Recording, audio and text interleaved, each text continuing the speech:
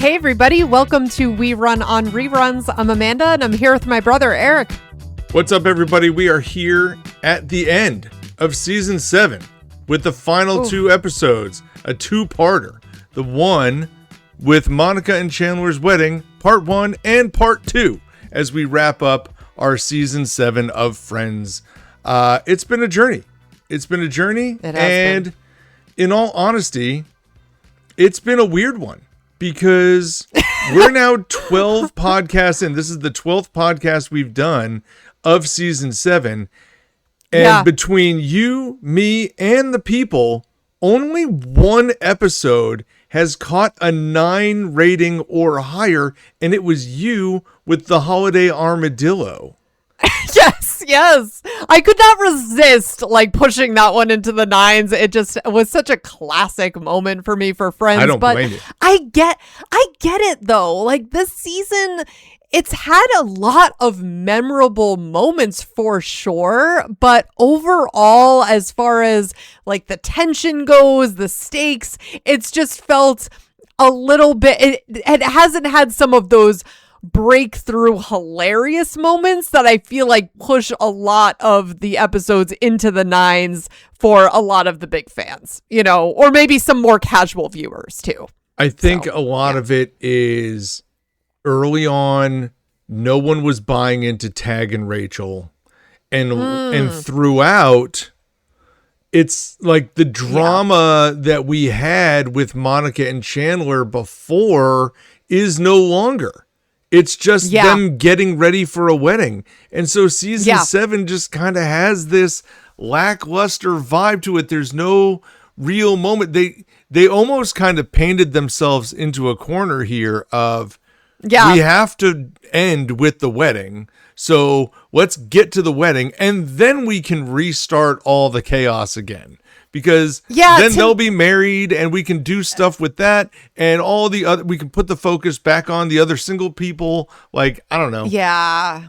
And to me, there was never a will they, won't they with Chandler and Monica getting married. It was never like that. You didn't have the same tension that you do with Ross and Rachel. Will they, won't they? It just was never there. I don't recall. It is hard for me to recall my initial feelings when first seeing these episodes. It was so long ago at this point, and I've seen them so many times. It is, but I just don't remember that. I don't remember thinking, oh, Chandler running off, he's not going to come back. It just didn't. You almost don't buy it, right? It is a little bit tough, and we'll get into that, but it just didn't carry the same weight as far as tension goes there. And thinking back, as on this season as a whole, I mean, I'm not a Tag hater. I feel like maybe there are a lot of Tag haters out there, but that wasn't really a thing for me. So I liked the Tag episodes, maybe even more on the rewatch and more when we really got talking about Tag. I didn't have the issues with him. I'm way less of a Tag hater than I am a Rachel hater with Tag.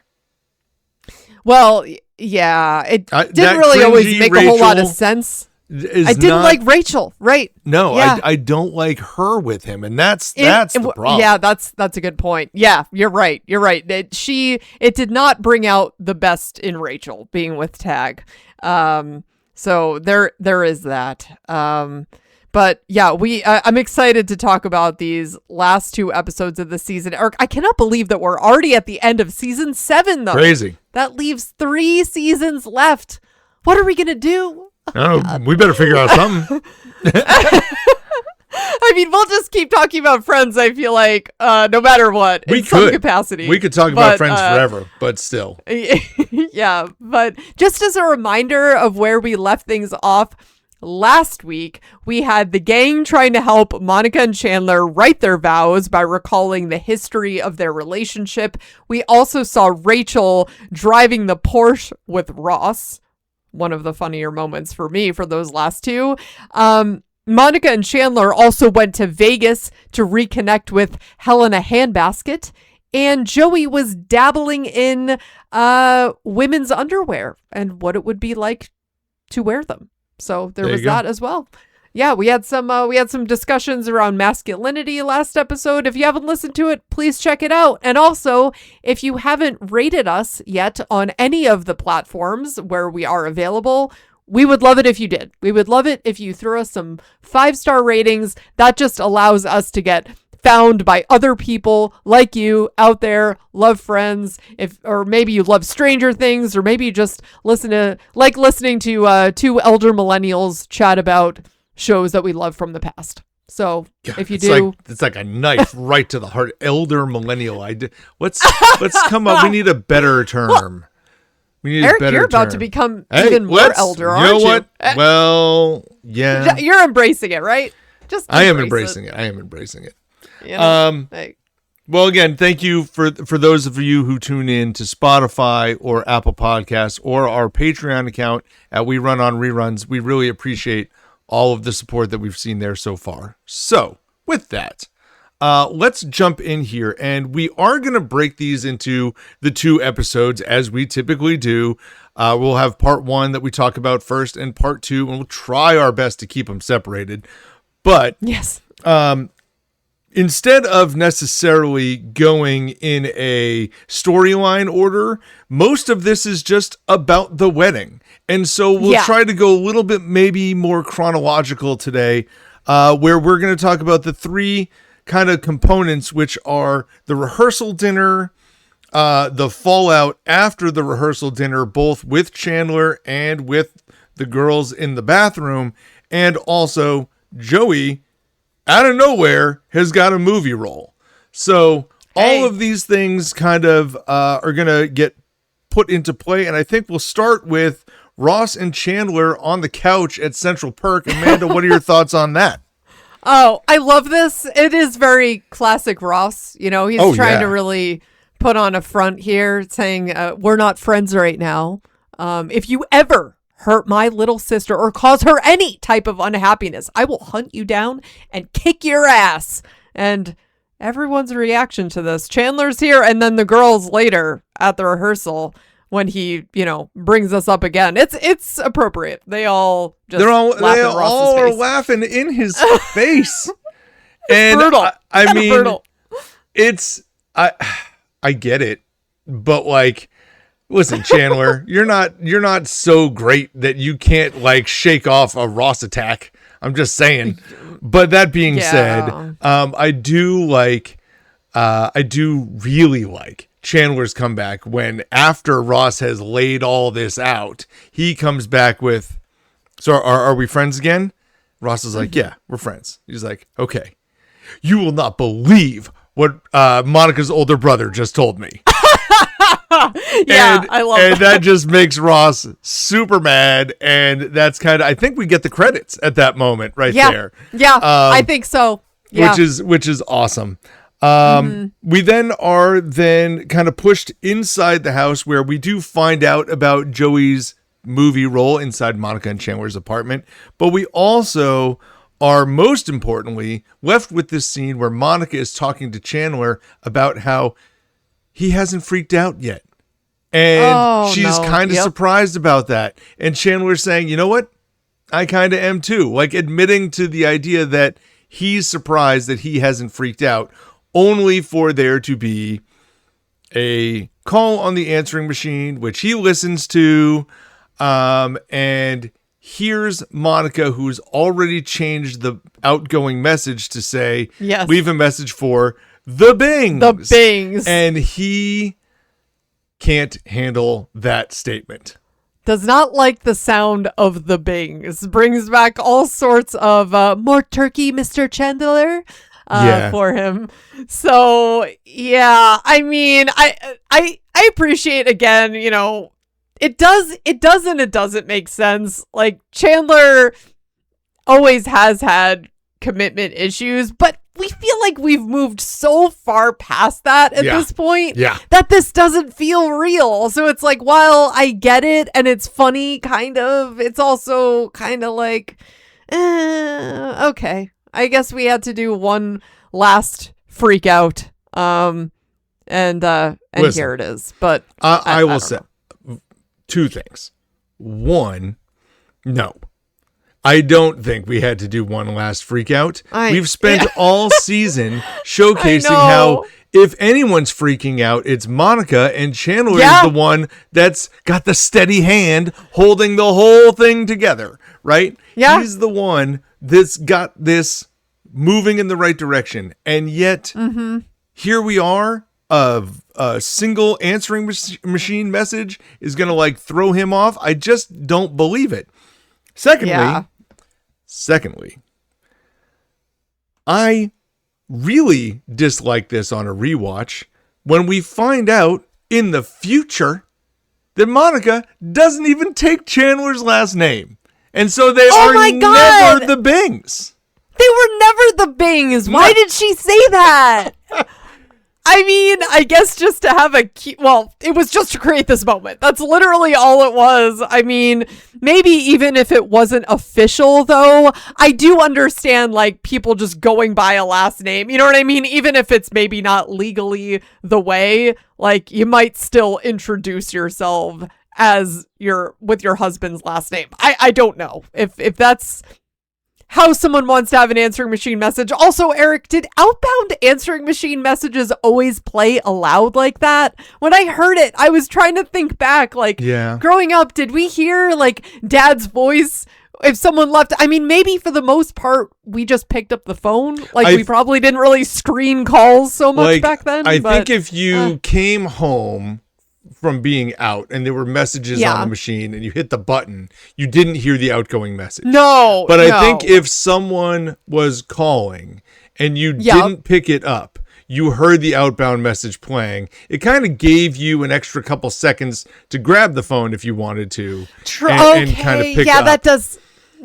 That sounds right. Now, that being said, I never owned my own answering machine.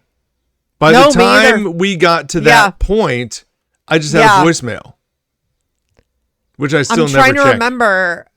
I mean, I had but I mean, there was still a message. Oh yeah, because the message was just tied in with the landline. Like, you would just leave some type of outbound message, I guess, if someone called your landline. I didn't have a separate answering machine. You're talking about like in the dorm? Yeah, or wherever you were, like at an apartment. You guys didn't have a landline, like at your first apartment together? You must have. I don't think we did. Oh. Why would you do that?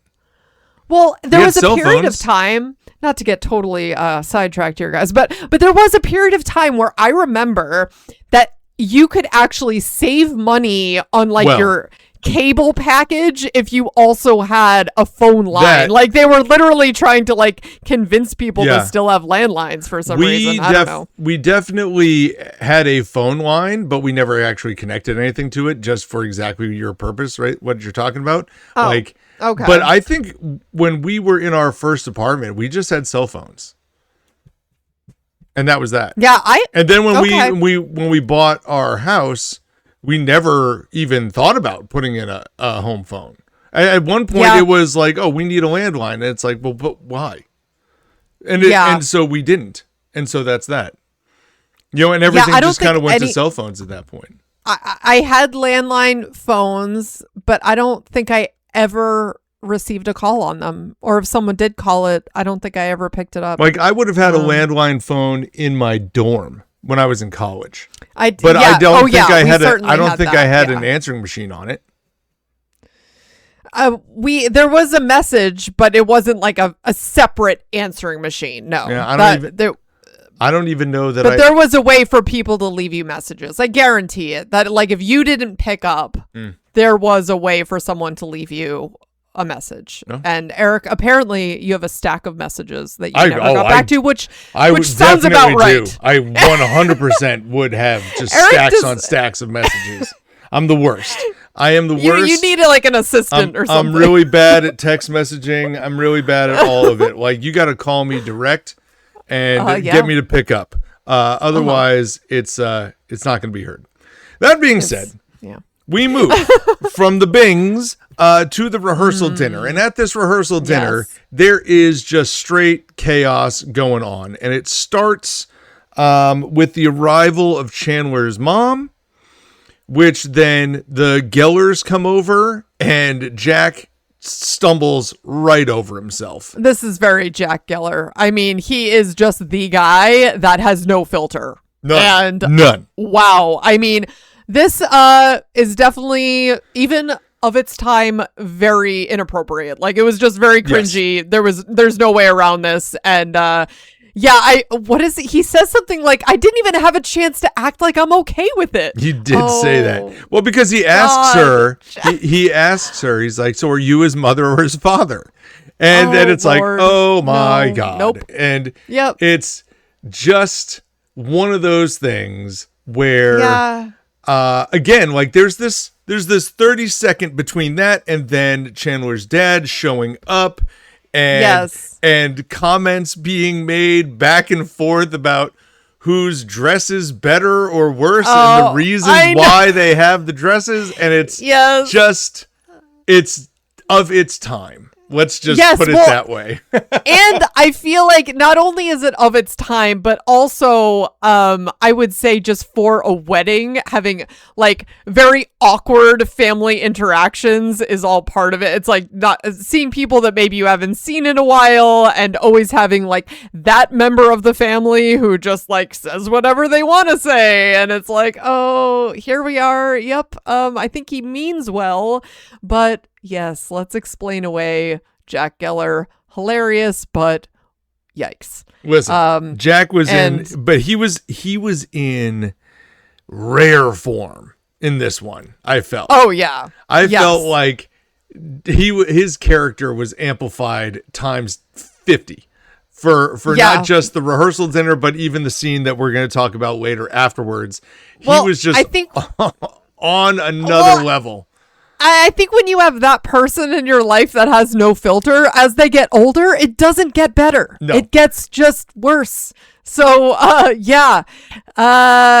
do love that they showcased the Gellers here because, Eric, as you pointed out, that was a total missed opportunity to not have Judy at the bridal shower. That made no sense, thinking back to that. Well, I mean, it was so rushed together. It was just... I guess. I mean, I guess that's part of it, but like, how could you possibly not even invite her? And I will say a missed opportunity here with the Gellers are, I don't feel like you ever get a moment where Judy says something to Monica. Yes, right. Like that's right. That should have happened. There should have been a moment here. Absolutely. And like we'll fast forward just real quick. Even in the next one, they're walking down the aisle and she has a little aside moment to her, but it's not what you want. No, you want Monica to have her like moment where yes, I am getting married. All those jokes you've made for the last 7 seasons are ridiculous because this is happening. And so, I feel like there could have been a moment here at the rehearsal dinner. That is so true. I know. It would have been really satisfying. I feel like Monica like deserves that moment from all the jabs and like all the cuts about that. I know. It is a little bit disappointing, but I do really, though, appreciate the moment with the Gellers telling Ross that he can kick anyone's ass that he wants to. He's like, thanks, guys. Because no one else takes him seriously but his mommy and daddy. That's about it. Which is then also like emphasized when Ross goes to make his speech and Jack is like, Dr. Ross Geller. Oh, he's like, Dad, please. As I was saying, I'm Dr. Ross Geller. And he switches it up. And it's like, there you go. Yeah. Mm-hmm. There's Ross giving his speech. He does give good speeches, though. He does. So way to go, Ross. The only other piece here is that Monica does ask Rachel to go make sure that Chandler's dad and mom kind of like stay apart. And she's like, well, I don't know who Chandler's dad, what Chandler's dad looks like. And Monica's description is he's the man in the black dress. And of course, there's so much wrong with this. First of all, what a description. Second of all, Wow. So now Rachel is left to scan the room for black dresses and guess which one of these people is the man. And she finds someone who is, taller, and basically says something. And the woman says, she's like, "Hi, I'm Rachel. I'm a friend of Monica and Chandler's. What's your name?" And she says, "Amanda," which I thought you would find funny. And she's like, "Oh, I get it. Man, duh." No. Wow. Nope. Rachel. Nope. What are you doing? This is not it. I will say, this actually brought me back when I was in maybe second grade. There was this little boy who looked at me and he said, "Hey, you're a man, duh." Yeah, that happened to me. And I still remember it. And I said, "No, I'm not." Yeah. There you go. I don't remember that. I remember it happening. I don't think it made me upset in the moment. I just thought that kid was a little punk, and he was. No, that sounds right. And also, more of it was that he was looking up at me because I was very tall at a very young age, and this boy was probably like a good 8 inches shorter than me. And so I remember even this this boy that I had a crush on in second grade was probably a good 6 inches shorter than me. I was, but then it all leveled out maybe around junior high. Either way, I had an Amanda moment. No, Rachel, this is not okay. My God. Wow. And this is just this totally random lady now that she's talking to. Yikes. You would think that when they all sat down then for Rachel's for Ross's speech, Rachel looks around and goes, "Oh, it's that at that table. Whoops." Yes. Or This is, in all honesty, if you're Monica, go, that person right there, and point right there with the finger. Yes. Come on. This is bad. Yep. Well, we move, and let's talk about Joey's story here, where Joey is now involved in this movie, where he has now, I guess, went out for this movie. He didn't get the part. The guy that got the part had to back out. And so now they want Joey as the backup, and he is more than happy to jump at the opportunity. He is working with Richard Crosby, I believe was the name of the person, which was Gary Oldman. And he goes through this whole sequence where he's like, "Oh my God, I get to do my scenes with you. You're like a real official actor. You just won an Oscar." And he's like, "No, I don't think I did." He's like, "I think you did." No, Joey. Joey. He's like, "No, I think I lost 3 times." Yeah. He's like, "Ooh." But they have their moment where they get to read lines with each other, and Richard Crosby is just spitting all over Joey with every enunciation he can make, every T and P and B and D. It's a lot of spit coming out. And Joey is trying to wipe his face off, and he's trying to tell the director he wants his character to be a face toucher. Nope, not a thing. This all kind of rolls into then a following scene where Joey actually gets the guts to say to him, "Hey, listen, I know you're this big time actor and you're great and amazing and all these things, but you're spitting all over me, man. Yeah, what are we going to do?" Stop. Yeah. And he explains that all the great actors spit because they enunciate. Nope. Well, maybe not spitting might get you that Oscar. I don't know. Just throwing that out there. Wow. You never can tell, right? But anyway, so then Joey and Richard Crosby then go through this whole scene together where they're both spitting on each other all over the place. Yeah, Joey embraces it. Yeah. For 2 years. And it's just, I will say, it's a fun scene. It's good to see Joey having some success in his career. I understand the wrinkle that this then creates, and it's a good storyline element for Joey.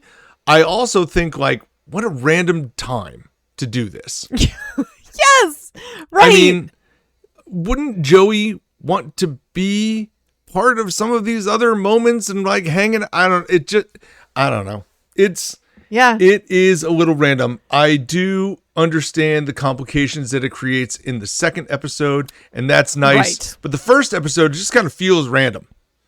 Yeah, I mean, it's good that Joey is getting his big break here finally. And you know, Joey, listen, he's trying to take notes from these successful actors. We had him taking notes from Susan Sarandon. We saw him taking notes on smell the fart acting from his soap stars colleagues. And so now we have him joining in on the spitting, which, Eric, I had to look, and it's like, is this really a thing? Like, is this something that, like, over enunciation, like, creates all this, like, spitting chaos on sets? No, it doesn't look like it's really a thing. I just got curious on, like, where they developed this plot line from, like, if this was an issue that people really dealt with on set. I couldn't find any evidence of that. I think there is a point of making sure you enunciate when you're doing a speaking role, Sure. whether it be as simple as podcasting or as acting in a, you know, big time movie. I think enunciating is important. Doesn't mean that you're going to spit all over the person next to you. I don't think so. I think that's a little platoon egregious. And the potatoes. Yeah. It's on the pastors. It's just a lot. I'm like, my God, I don't know. This is I don't think my microphone random. Is handling this sequence I know. very well. It's anyway, not. Yeah. It's all good. But Eric, I have to say, I don't know, but one of my favorite moments of this episode, though, unless we had more to talk about with Joey's spit takes. No, I'm good. The spit takes are good. I love getting back to Central Perk with the Gellers. Sure. Love that moment. Well, is it the Gunther part of it that you like, or is it the list? I like all of it. I just like the fact, well, first of all, I'm thinking the Gellers have never been there. Like, they're like, all this time, we have 7 seasons of the kids hanging out at Central Perk. They'd never gone. They're like, oh, we have to check out this place you guys are always talking about. Maybe that's believable. So they show up there, and Judy loves Gunther. Apparently, Gunther is Judy's type, and I think it's Jack that tells Ross that he is now on Judy's list. And he starts to get into what the list is, and Ross is like, I know what the list is, Dad, please, like, for the love of God. Jack Geller is unhinged in these 2 episodes, even to the point of when Ross is clearly busy looking for Chandler, which we'll get to, and he is running around. He says, well, if you see Chandler, just let him know I'm looking for him. And Jack says, well, if you see Rita Moreno, you tell her I'm looking for her. And it's like, wow. Okay, like, what? Oh, wow. Yeah. But I just think it's hilarious that Judy thinks that Gunther is the reason why everyone loves hanging out at Central Perk, because he's the cute blonde guy behind the counter. It's like, oh gosh. Yeah. Which does beg the question. Ross goes up and talks to Gunther first, and we find out that Gunther is not invited to the wedding. Poor and Gunther. I go, how is that possible? He's been invited to so many much less important parties. How is he not at the wedding? That was a missed opportunity. Yeah. Yeah. I mean, he should have had someone running the show that day at the coffee shop. He could have wrangled someone up, I'm sure. I know. Poor Gunther. Justice for Gunther. They should have closed the coffee shop. They're not doing any business with them not there anyway. I know, right? Yeah.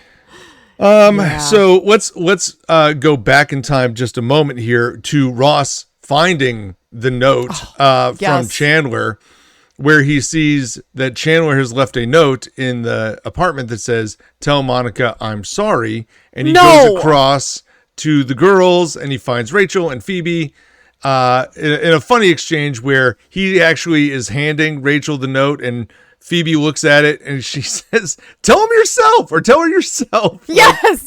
Like thinks it's from him. And then the 3 of them congregate in the hallway and break it down.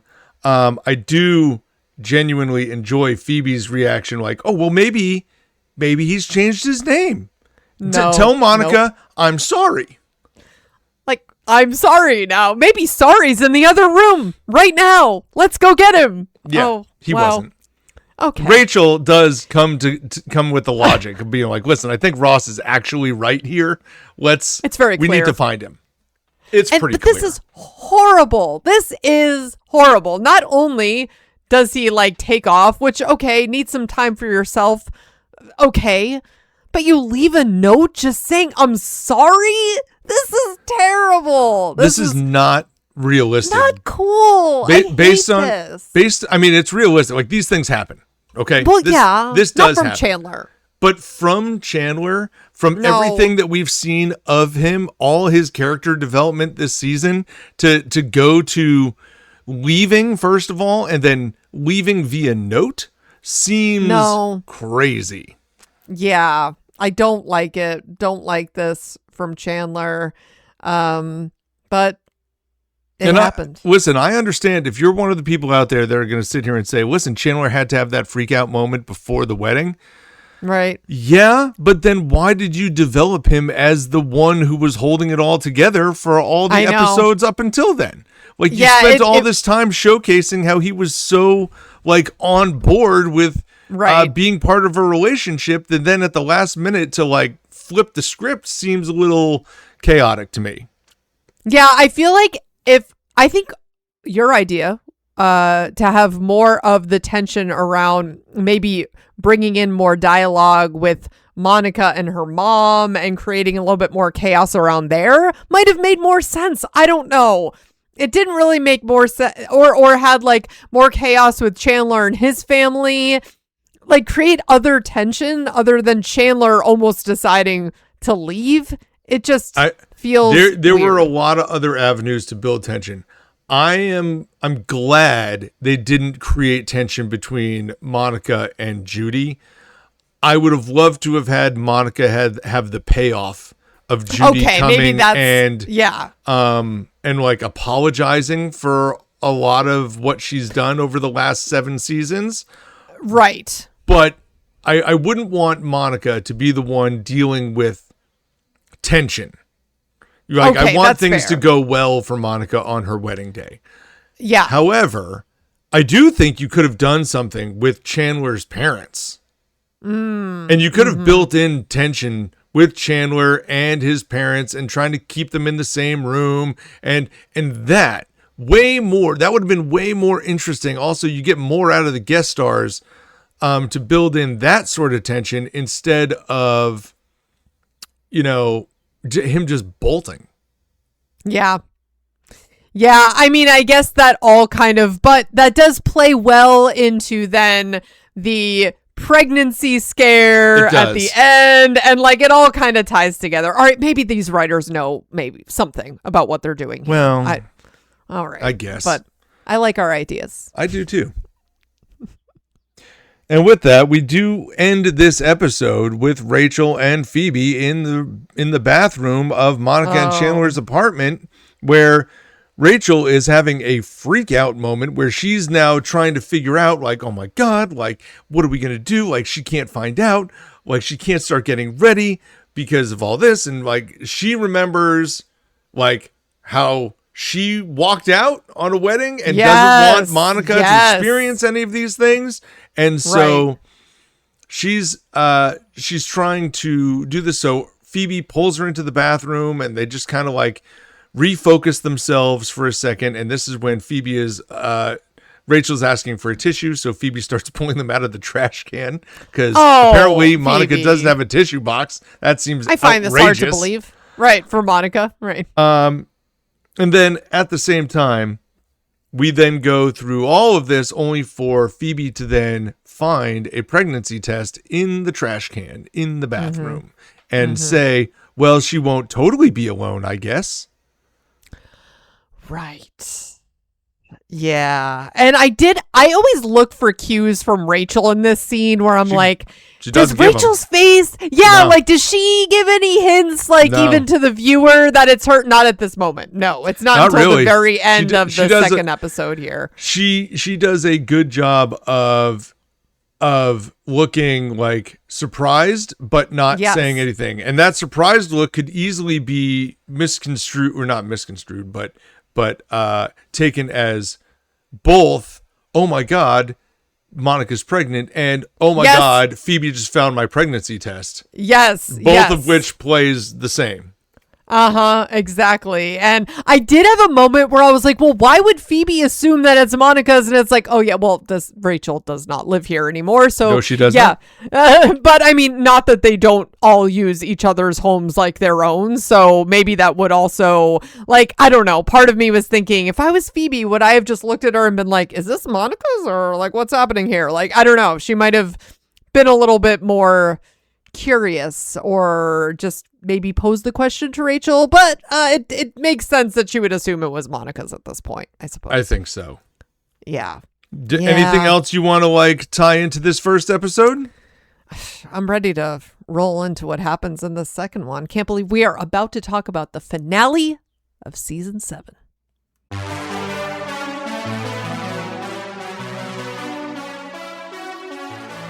All right, so here we are, the finale of season 7.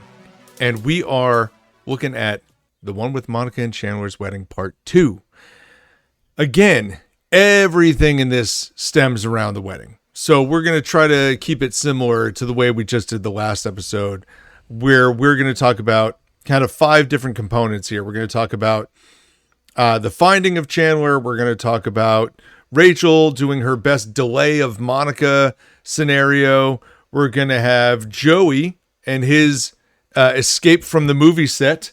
And we're going to have Chandler learning about Monica's situation. Oh, yes. Yep. Not to mention the ceremony and how we leave off the season. So let's start with finding Chandler, where essentially we get brought into the episode with Ross still trying to figure out where people are, and we're trying to find Chandler. He's been looking all night, hasn't been able to find him. Phoebe decides she's going to go with him, and then Rachel is left to delay Monica's excitement, because Monica literally is bouncing out of her bedroom excited that it is her wedding day, and I can't blame her. But I guess I have to footnote in here that I feel like there is a deleted scene here somewhere in this mess. I feel like there is a moment in between here where Phoebe and Ross are like going through the places that Chandler could be, only for them to figure out like, oh, where would he least be? Where would people never expect him to be? And that's when they're like, oh, wait. And there's like, then the moment where they find him. Otherwise, the way they've got it cut right now, it's like Phoebe's going to help Ross. Boom, they found him. Yeah, it is. I'm trying to do a quick lookup on this. There is something. It looks like, well, the most notable deleted scene, I guess, which I do remember this now that I'm reading this, is an awkward dance floor moment where Chandler falls and accidentally rips the skirt off of his mother-in-law, Judy Geller, leaving her exposed in her underwear. I do remember that, though. That's the next season, though. No, that's this one. It says season 7 finale. Apparently, there was a dance floor scene, unless No, that's in the rehearsal. That's in the rehearsal, or not the rehearsal. That's in the reception afterwards. Okay. Yeah. I'm very confident in that. Yeah, because they must have ended this episode with the awkward look with Rachel. Yes. Yeah, like that's definitely the end. No, you're right. AI is misleading me. Don't right listen here. to AI. Listen. Well, I just did a Google search, guys. It's leading me to Gemini, who's lying to me. Hey, listen, I suppose I haven't done my AI announcement of the week, but I did run these through again just because. And just see? This storyline has Ross being the one that is left to help like Monica get ready, and Rachel and Phoebe are the ones going and searching for Chandler.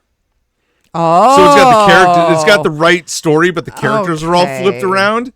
So, listen, AI, you're getting step there. aside. But like, Okay. it's okay. I was hoping that I could find something here for us, but no. Okay.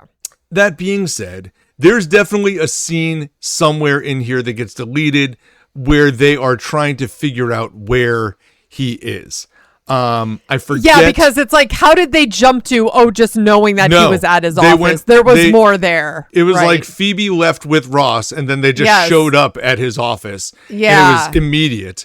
And there should have been a stepping stone in between. And there was at one point. Yeah, I agree. Well, they found him there. I do really love Ross's line. Have you ever put on a cocktail dress and asked me up to your hotel room? No. Then you are neither of your parents. Such a great line. Such a good line. Yeah, and Phoebe jumps in. Well, right now, no one has a lower opinion of you than I do, but I believe you can do this. Okay, Phoebe, way to bring in the motivational speech there. But yeah, I mean, Ross does have the right approach here. Yes, though. he does. He's like, he delivers. Just take off tiny pieces, like things that you can accomplish. I mean, this is true for any challenge that you're facing. I feel that it's like, don't think of it in the macro, like take it bit by bit, accomplish the little pieces and you'll get there, right? Like if you can just break it down into less, more approachable, like pieces that you can accomplish, then you can get it done. You can accomplish anything at that rate. So it'll be less scary if you just think about, let me just leave the office and take a shower. Teachers would be taking the shower together, or teachers would call this scaffolding. You like break it down. Oh, okay. Yes. Like a scaffold for construction. Yes. You would level and then level and then level and then you kind of layer the whole thing together. But where Ross is like, listen, can we just go home and take a shower? He's like, that doesn't sound so scary. He's like, okay. You know, and so we get some movement with Chandler being found and then getting ready for the wedding slowly but surely. Mm-hmm. On the other hand, though, we have Rachel and Monica, where Rachel is doing her best to try and delay Monica, starting with things like, I'm never going to find anybody. Oh, God. And then it's like, well, maybe I should just go kiss Joe or go sleep with Joey. Yes. And that gets Monica's attention real quick. Oh, my God. And then eventually we get the like, the days are hard. Lunch. The nights are hard. Well, let's go to lunch. Oh, my God, I'm falling over. Yeah. And this is probably peak moment. Mm-hmm. Where Rachel has now, because she's fallen over, she's flipped positions with Monica. And so she can see the apartment door. And Monica is in the kitchen looking the other way. And Rachel says, listen, I want you to know that we're all here for you. Through these, it's going to be okay. And Monica's like, listen, you're really starting to freak me out. And it's like, okay, well, we can't find Chandler. And as she's saying this, Phoebe's coming through with the thumbs up, and she spins it to vest. His vest. We can't find Chandler's vest. And she's like, oh my God. And then Phoebe shuts the door loudly and goes, we found the vest. We're going to have to keep an eye on it. And Monica goes through this whole thing of, oh my God, I thought the worst had happened. The worst had happened. Yes. It's like, wow, over the vest. My God, if she only knew. Love that. It is like the save of the day. Like that, the timing of that could not have been better from Phoebe. And but Monica's reaction is so great. It's on brand for Monica. It's so funny. And now it's like, okay, well, we can move on now. Everything's back in play. And so let's move on about our business. And this is where we then can flip to Joey, where he is learning at his movie set that he's been scheduled again for this day when he wasn't supposed to be. And all they've got to do is shoot this one short scene. But in comes his actor who is drunk off his ass. Butt. Like there's no way that this guy is like gonna be useful on this day at all. Like there's no way that he could shoot a valuable scene. It's just not going to happen. No. And they wait, and he's not getting any better. No. And then, of course, Joey is at some point asking the director, like, hey, listen, we're never going to get this. You got to let me go. And he's saying, listen, as long as so-and-so is still here and conscious, then we're not moving. And so Joey has the great idea to go in and be like, hey, great job on the scene today, buddy. He's like, oh, thank you. He's like, you did great too. He's like, and then Joey basically throws him up on his shoulders and carries him out into a car that he says he has waiting for him, even though he definitely doesn't. So I don't know what he put him in or how he did it, but probably just threw him in the closest taxi and then took off himself for the wedding. We also did have the moment earlier where Joey's trying to tell the director that he's having transplant surgery. Oh, yes. I just skipped over that. But hair transplant, it's all very awkward. It's like, well, how did you have to act like later in the week. How are you planning on being here for that if you're like recovering from surgery? That's when he comes up with the hair transplant idea. It's a lot. Okay, Joey. This is Joey thinking on his feet. This is what we're trying to come up with anything.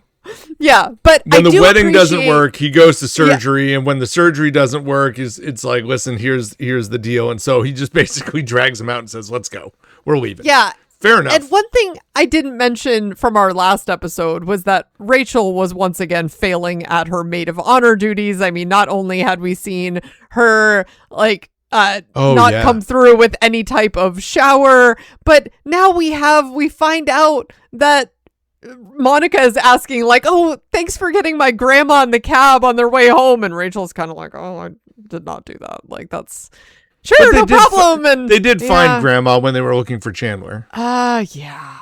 Well, but here though, we do have her coming through when Joey is calling up, telling her that like, well, he's still going to be on set.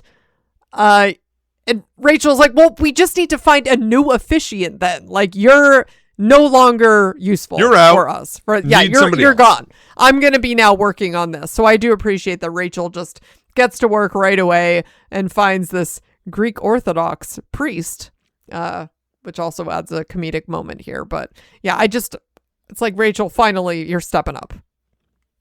She does step up, and she says, oh, it's my two friends, Monica, what was it, like Papadopoulos and Chandler Acidophilus. Yes.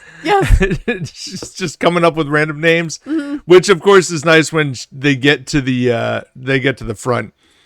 And Monica's like, she says something.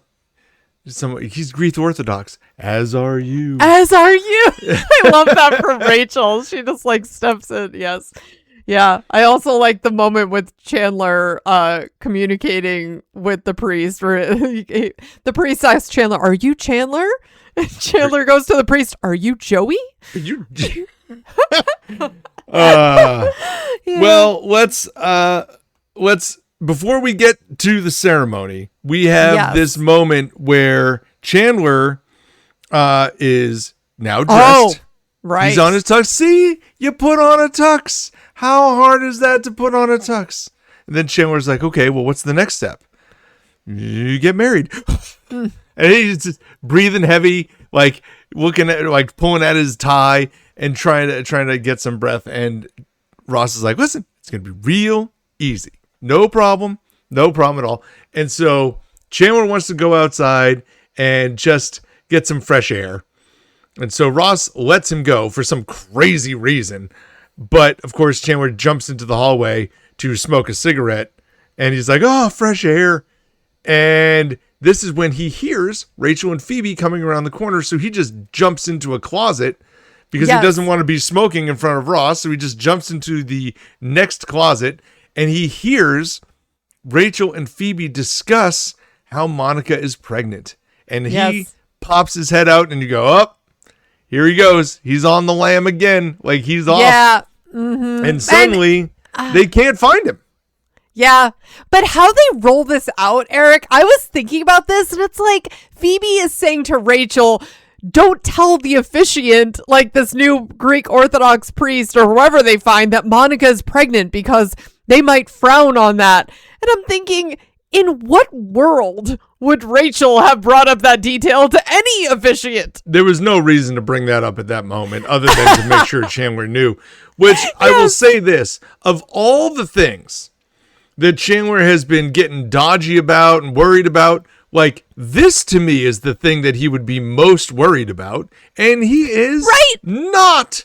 He's not worried about it at all. So I bought this Chandler running away here way more than Chandler running the first time. Like, I feel like this seems way more believable that he's like, oh my God, just freaking the hell out. And this though does allow us to have another great Jack Geller line where Ross is then running around looking for Chandler everywhere. And he tells them, though, that they're playing hide and seek. Okay. Classic pre-wedding game. Yeah. And he's looking for Chandler, and Jack says to Ross, well, you can't ask us, son. That's cheating. Thanks for Dad. Keeping me honest, Dad. Man, I will say this. Jack Geller is not my favorite character in these episodes, but he could be. Yes. He delivered some crazy lines. Yeah. Love the wild off the chain lines from Jack Geller as always. And then, we have Ross tackling Chandler to the ground once he finally sees him, which I do appreciate that because that's him actually owning up to kicking his ass a little bit. Listen, right? I fully support this. Yes. Like the full tackle and then the hi-ya, which Phoebe mocks him for like 4 seconds later. His karate. I'm here for all of it. Like I support Ross in all of his decisions at this point. Yeah. And what I do find interesting is now Rachel and Phoebe and Chandler are all in the know that Monica is pregnant, and they're all talking about it. And Ross is like, if somebody doesn't tell me what's going on right now. And then he's like, what, you'll hiya? The whole moment where Ross is freaking out, in which point Chandler says, Monica's pregnant. Uh-huh. So now Chandler has heard it, and now he's spreading this news. Yes. And,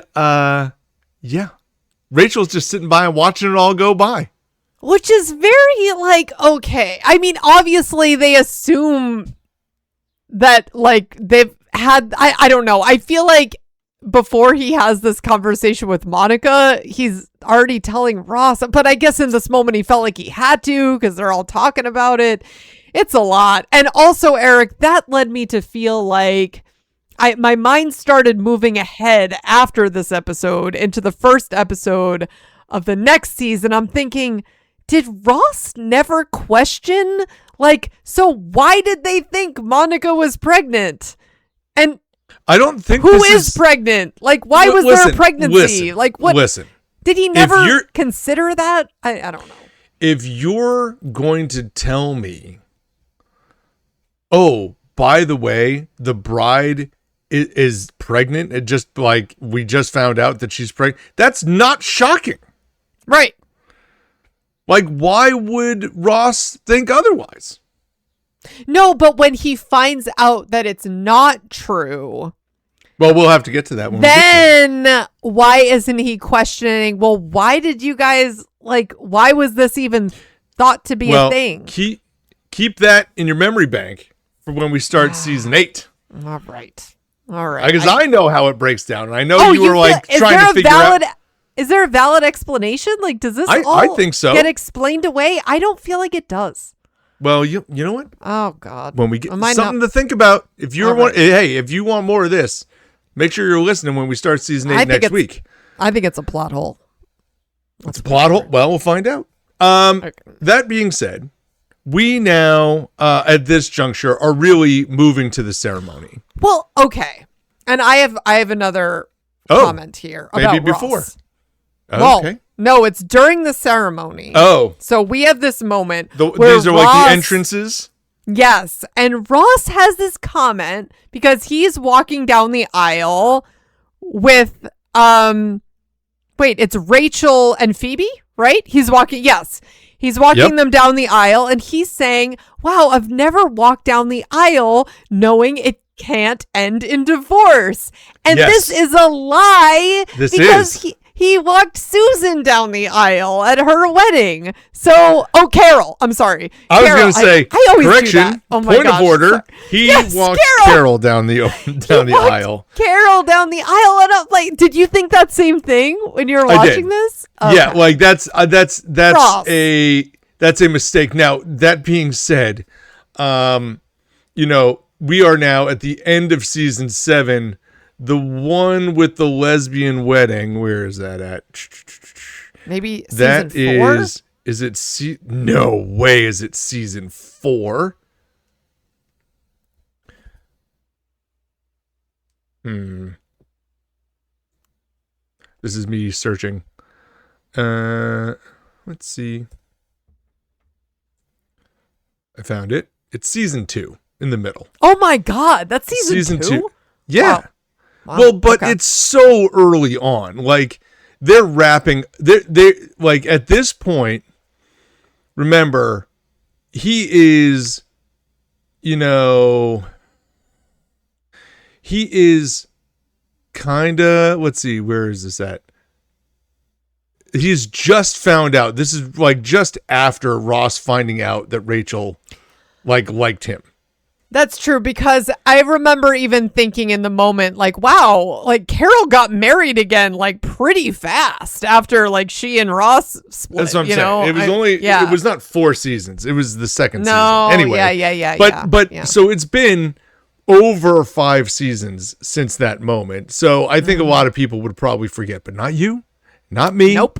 And not a lot of other Friends fanatics would forget that. So yeah, it's a lie. Ross, you're a liar. Yeah. Okay, but we move then to the next section where Monica has this very brief moment with Judy where she's not talking about, and there's no apology here, none of that. No. It's wishing that Nana was there to see this, and she's like, well, there she is. And she's like, not her. Not that old hag. Like my mother. It's like, wow. All right then. Wow. Okay. Way to set the tone. And and then what is it? We get Chandler's already up there, which I love Chandler being himself. He's full on at this point. He's back to normal as Monica approaches him and he looks at her, he goes, is this new? She's like, not now. Okay. And they walk up and it's like, exactly. That's perfect. That's exactly what you would want him to do. Like showing that he is comfortable being himself at this moment. And this, of course, is when the Greek Orthodox pastor says, dearly beloved, and Joey runs in from the back saying, that's my line. Now let's get started before the groom takes off again. Oh, Joey. Well. Wow. That Joey does set the tone, doesn't it? Monica obviously doesn't want to make a scene, but also is not just going to let that line go. And she's the only one who has no idea. The rest of them are all in, which is why I love when she turns to Rachel and goes, she's getting something. What is it? The vows. She goes to get the vows, and she says to Rachel, he took off? And Rachel just goes, yeah, go on up there. Just go. We're not going to talk about this at all. Like, we're going to move on. We're going to be fine. You're going to read your vows. Mm-hmm. And Monica does a very nice job reading her vows, which is very nice and very sentimental, which I love the end. It's one of my favorite Monica things, I think, when she finishes the vows and then goes, unless you don't want to. Yes. You go. You go. I love that. I know that is very Monica. Where it's like, everything I said, I mean wholeheartedly, unless you don't want to. Then I'm good. Like, yeah. That's great. And he's kind of like has a little bit of fear in his eyes, but then rolls right into his very perfect vows in the moment. I mean, it was just which are not the handwritten ones, which are not the one. Like Ross goes to hand him his vows, and he just like shakes it off and goes from the heart, which is great. Yeah, well, they would have been the same exact vows that Monica just read, so that would have been weird. True. I would have loved to have seen that if he had just repeated it back. Yeah. Yeah. We then have Joey, of course, completely botching the entire ceremony, like forgetting all the things to do. And so it was very Joey. Yeah. He announces them as, husband and wife. And he's like, oh, wait, hold on. Do you take each other? Yes. Okay, cool. Then Ross is like, rings. He's like, crap. And then they got to do the rings. Mm-hmm. He's like, okay, we're good? We're good? Okay. And then yes. like gives the presentation again. He's like, now kiss her again. And they kiss. And this is when we get the pan over to Rachel and Phoebe, where Phoebe is saying things like, and they're going to have a baby. Yes. And the slow pan in on Rachel, where they're like, And yeah, well, because we also have Chandler talking to Monica about it, and Monica's like, I'm not pregnant. Right. She's like, what baby? It's like, yeah. So you find out for sure that Monica is not the one who's pregnant. I love that they end it. And that's really the cliffhanger of the season is it's like, well, actually, yeah, we know that Rachel is pregnant here. She's the one. So glad you said that because I would like to debate that point. Okay. This is not a cliffhanger. It's not. Oh, because like we know. We know. Yeah, but we don't know who the dad is. That's the cliffhanger. That was never laid out. We don't care about that yet. Yeah. Like the idea that this is like, it's not Monica. Well, Phoebe found it. It's Rachel. They slow pan in on Rachel, and they do obvious this whole that it's her. But it's this whole thing like, wow, what an amazing cliffhanger for Friends. I'm like, it's not a cliffhanger. It's not a cliffhanger. It is because we don't know who the dad is. That's the whole thing. Because that's what they build the tension on in the next season too. They don't share it. Right. That debate, the debate about the dad, I feel like starts taking place. And what is she going to do in the next season? Like, yeah. Well, that's a whole nother thing. Because Rachel wanted this very structured, like that was her whole idea. And that's why she broke things off with Tag is because she wanted to first get married. She wanted to she wanted to lay it all out in this perfect order. And I love that they actually did this in Friends. It's to make like this more like this less traditional path for Rachel, and this It is good because they've done now the very traditional path of Chandler and Monica. Yes.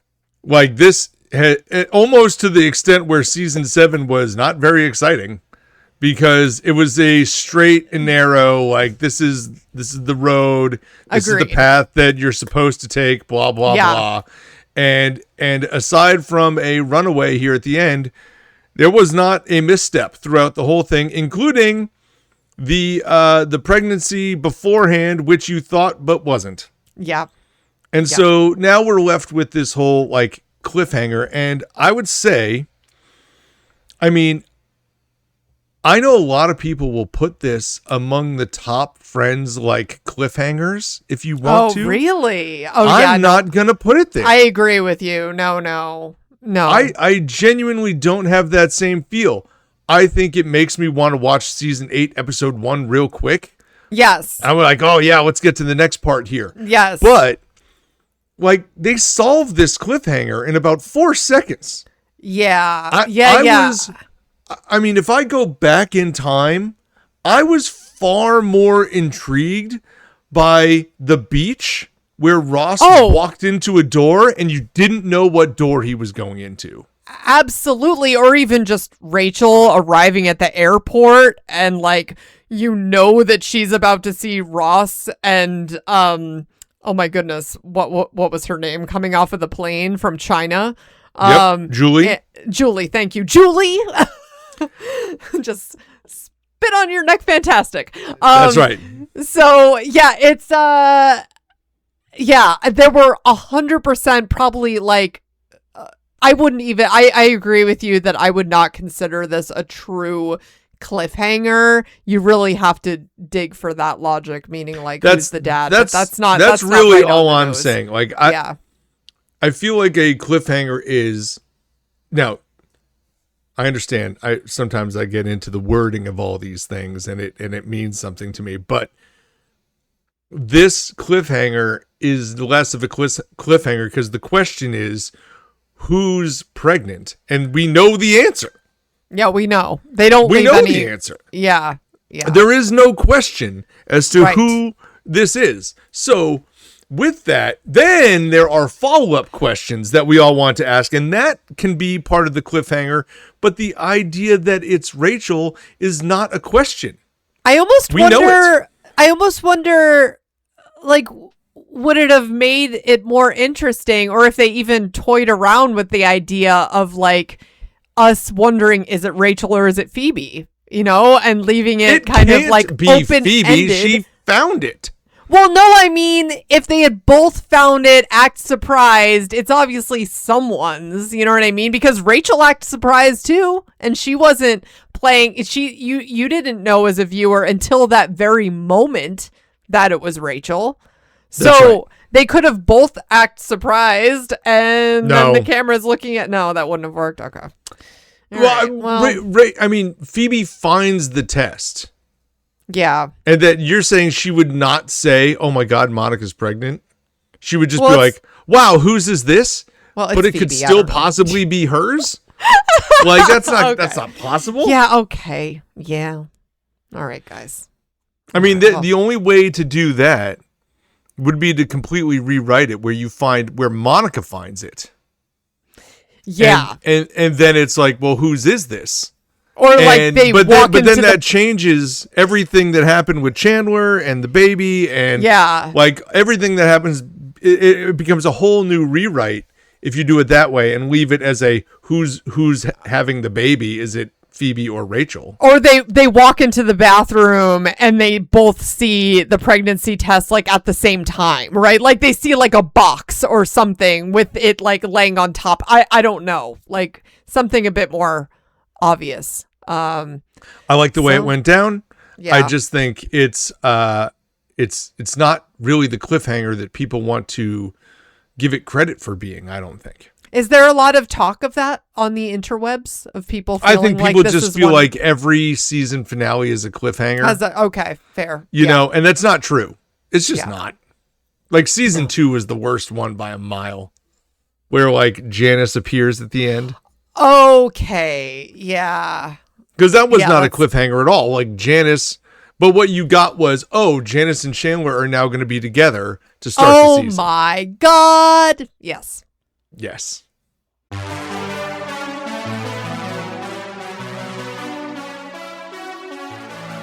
right, well, now we're going to start our IMDb ratings segment of this podcast where we talk about our ratings versus your ratings as we find them on IMDb.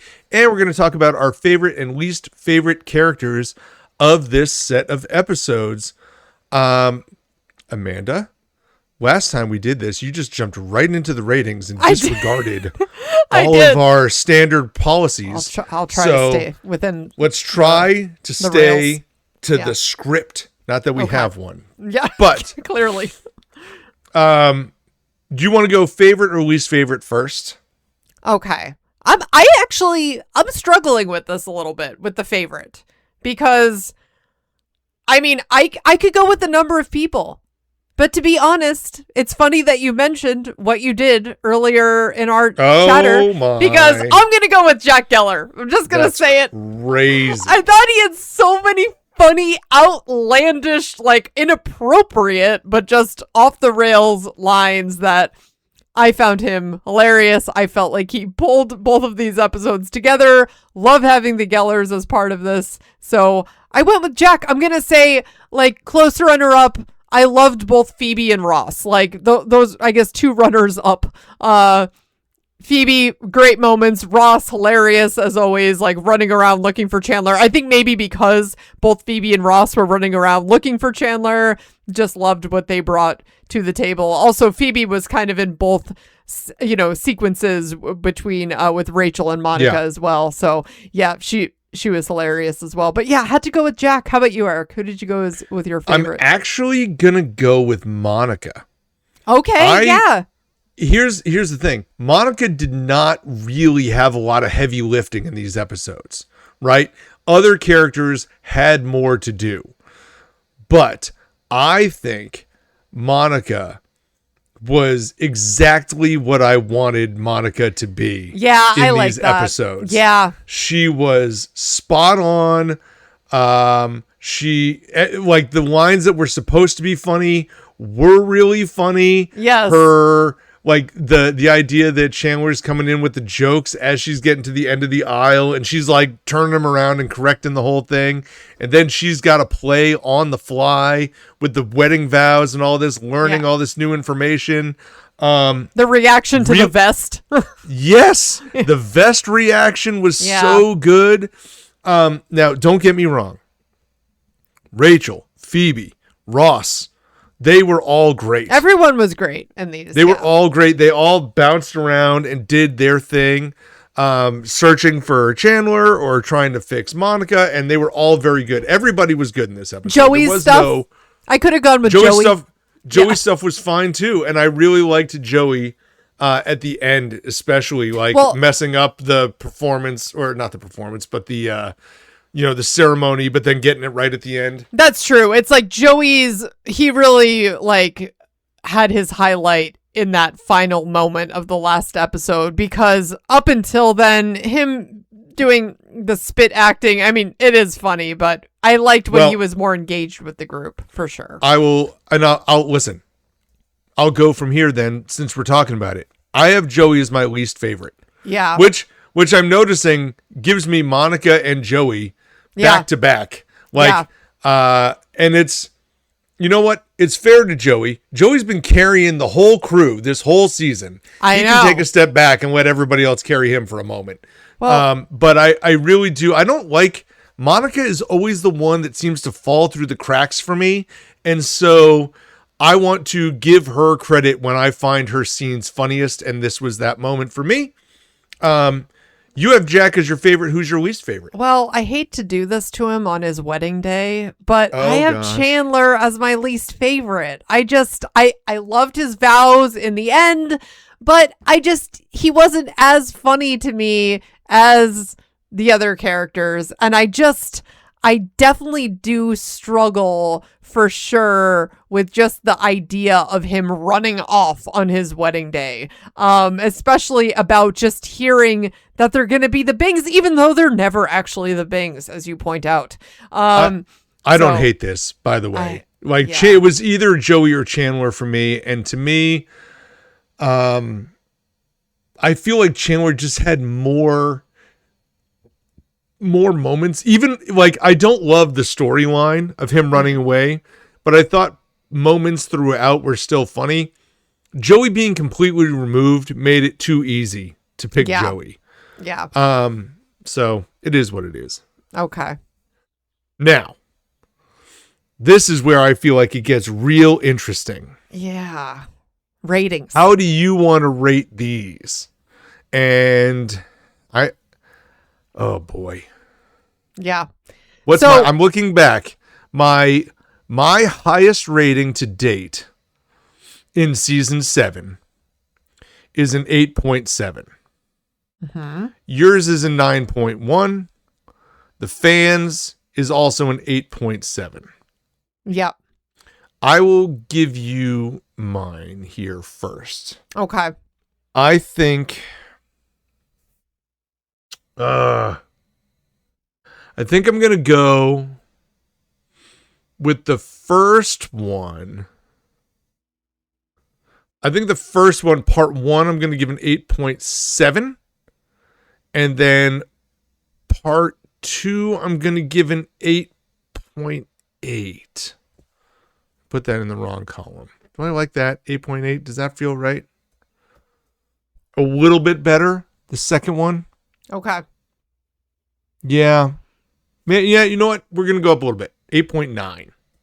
I'm not going to give it a 9. I'm not going to go to the 9s yet. No.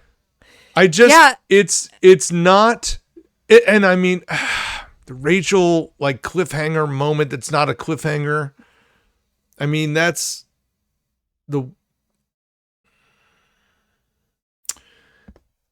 I'm going up higher. Eric's struggling with this one. I'm struggling. I'm going to give it a 9 flat. Okay. 8.7 and a 9 flat. And here's the thing. I feel like for a moment there, I'm trying to give it not a 9 because I haven't given anything a 9. Yeah. And it's like, but you know what? No. I think the wedding, the second part of the wedding with the ceremony, with everybody coming together at that ending moment and Joey stepping in and Monica finding out and then like figuring out about the baby and then the camera going to Phoebe and Rachel. I think all of that is really good. I also think the scene where Ross is trying to hiya is also a really funny scene. It is. Yeah. The second one is definitely funnier. For sure. I feel like those moments are, and plus the whole scene at the beginning, Rachel like trying to delay Monica, that's pretty good too. Yeah. Not gonna lie. Mm-hmm. And this starts with Monica like flying out of her bedroom and like tripping over herself behind the couch. Like all of that adds together. Yeah, I'm gonna give this one a 9. 9 even. 8.7 to the other one. And you know what? It is what it is. I'm interested how the fans think. How do you think? So I feel like these are solid episodes, but they also aren't like, man, I'm going back to rewatch these episodes all the time. Like they're not the ones that I'll just pick out to just rewatch. So I feel like for rewatch value and just really how I would rate these as a whole, I'm going to give part 1 an 8.3 and part 2 an 8.5. Oh my gosh, you're so much harsher than I was. I did not expect that. Yeah, I don't know. I think there's something nostalgic though about that wedding, like the there end. There is. It's true. And like we've talked about, these nostalgic moments are the ones that get rated highest. Yeah, and it's honestly, it's like Joey getting there is probably some of the more like the bigger tension. Like what's going to happen with Joey? Yeah, So okay. Yeah, Eric, what did the people say? I am very curious. How is this season wrapping up? Is it on an upswing or? It is on an upswing. Okay. In fact, spot on with you. I'm real close. The first one, which I gave an 8.7 and you gave an 8.3, the fans have given it an 8.7. And the second one, I gave a 9, you gave an 8.5. The fans, for the first time this year, have rated an episode in the 9s at a 9.1. Okay. Not gonna lie. I think it's because of nostalgia. I think it's because we finally get to see the wedding. Okay. This whole thing has been built up. If it wasn't a wedding, and this is like, I know everyone says, oh, it's all about Ross and Rachel. This is like the love story that Friends is about. Yes, it's true. It's true. Yeah. I love that. That makes me really happy to see that there's an episode in this season that did hit the 9s, because that makes me feel like into the following season where we see a lot of the storyline continue to play out, where we see Rachel, we get more into, what's going on with Rachel's pregnancy and also just the relationship with Chandler and Monica continue to develop and grow. I think that there will be a lot more favorites in that episode, in those episodes from the fans. I think that the ratings are going to continue to go up. If I were, I'll say this: the finales, the series finale, the season finales. Yep. Of Friends since season 4 have never gotten less than a 9. Oh yeah, I'm looking back at that now too. Good call. But the first 3 were under 9s. Which I think it just speaks to Friends still trying to get its get its like traction. I feel like some of those early seasons, the characters all feel a little bit different. And so it is. Well, I guess I was a little bit harsh with my ratings then. Okay. Well, hey. Yes, you were. Although, I mean, I'll be honest, I was nervous that I was going high just to go high.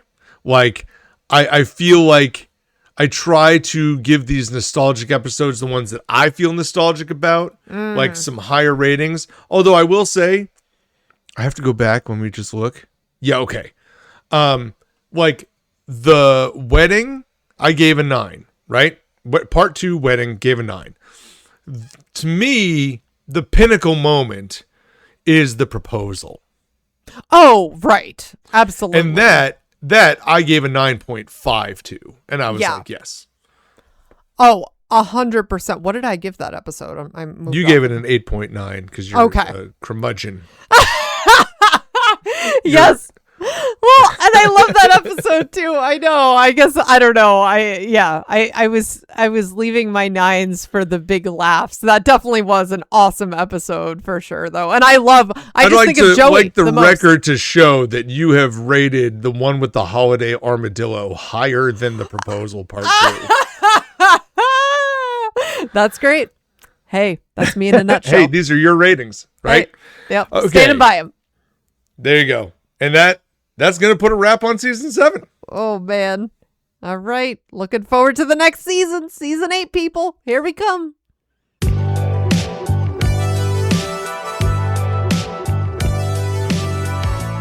Well, thank you so much for listening to the We Run on Reruns podcast. Please check out our socials, our Instagram and our YouTube, and subscribe and repost and like and share all the fun short form videos you find from us there.